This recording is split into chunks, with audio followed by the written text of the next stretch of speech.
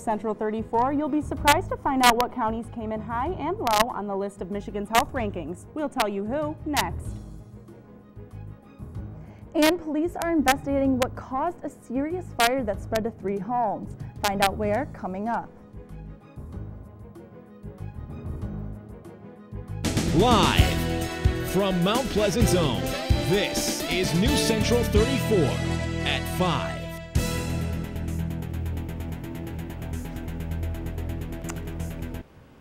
Hello and welcome to News Central 34. I'm Jesse Williams. And I'm Madeline Zeppa.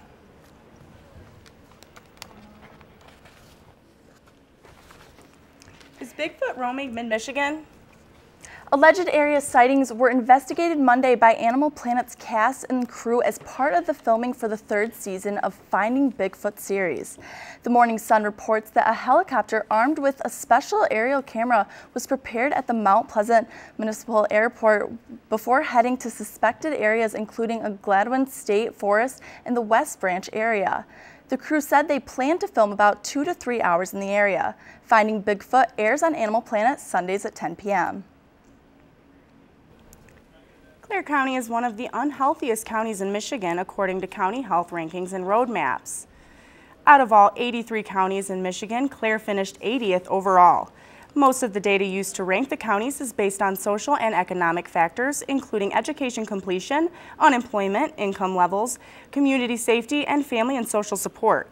Isabella County ranked 20 and Gratiot County came in 33. To help encourage a healthy lifestyle, the Central Michigan District Health Department hosted a public health summit earlier today in Mount Pleasant.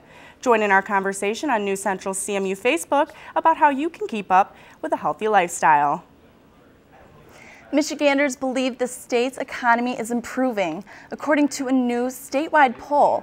The Lansing-based Epic MRA poll shows 58% of likely voters believe Michigan's economy has bottomed out, up from 49% recorded in January. Both Governor Rick Snyder and President Obama are benefiting from the improving views of the economy, according to the pollster Bernie Porn. Included in the poll, 35% believe the country is on the right track and 44% believe Michigan is on the right track. The poll has a margin error of plus or minus 4 percentage points. While the Michigan economy is up, U.S. Senator Debbie Stabenow has seen a drop in her favorability numbers.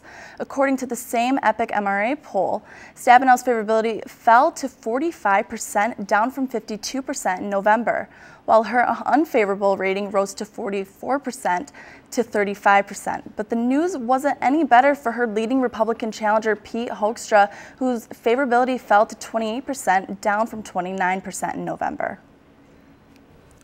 The Washtenaw County Election Commission has voted to approve new petition language to recall Governor Rick Snyder. The commission voted 2-1 to approve the language, strongly objected by Snyder's lawyer, Andrea Hansen. The group Michigan Rising is leading the current recall effort, but an earlier effort by the group to recall the governor fell short because it failed to gather enough signatures. Recall supporters cite cuts in education and approval of the emergency manager law among their reasons for the recall drive. The Michigan Court of Appeals has halted an injunction issued by a lower court that stripped immediate effect on 3 bills already signed into law by the governor. The appeals court also retained jurisdiction in the case, leaving the lawsuit brought by the House Democrats to be heard by a COA panel rather than the lower court. This lower court ruling stripped immediate effect on 3 bills signed into law by the governor, including one that bans university graduate students' research assistants from forming unions. Detroit firefighters are busy looking into what caused 3 homes to go up in flames just this morning. The fire broke out in a home on the city's east side and spread to a pair of neighboring homes and a garage. Firefighters' efforts were challenged by gusting winds and suffering 2 of the homes in the blaze. No injuries have yet been reported, and it is currently unknown whether or not the fire was set intentionally. An Indiana man is accused of persuading more than 100 teenage boys, including one in Oakland County, into recording and sending him sexually explicit images. Federal prosecutors say it could be the largest U.S. case of online sexual extortion of children.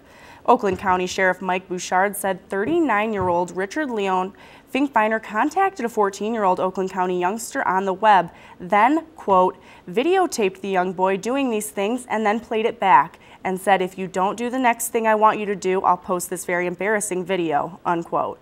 The youngster told his parents about the situation and they immediately contacted local police. Michigan Attorney General Bill Schuette has issued cease and desist letters to 3 internet cafes in Michigan. Schuette is warning there could be a legal action against shops in the Cyber Cafe, the Lansing Business Center, and the Flint Business Center dealing with gambling operations that violate state gaming laws. Schuette says the so-called internet sweepstake cafes sell internet access and with it the chance to play computer-based casino-style games. If the 3 cafes fail to cease their illegal gambling operations within 14 days, Schuette says he may take legal action. You might have heard of instances where people hoard a few dozen stray animals, but this may be the worst case Michigan has ever seen. More than 350 dogs were being kept in cages at a puppy mill in Allegan County.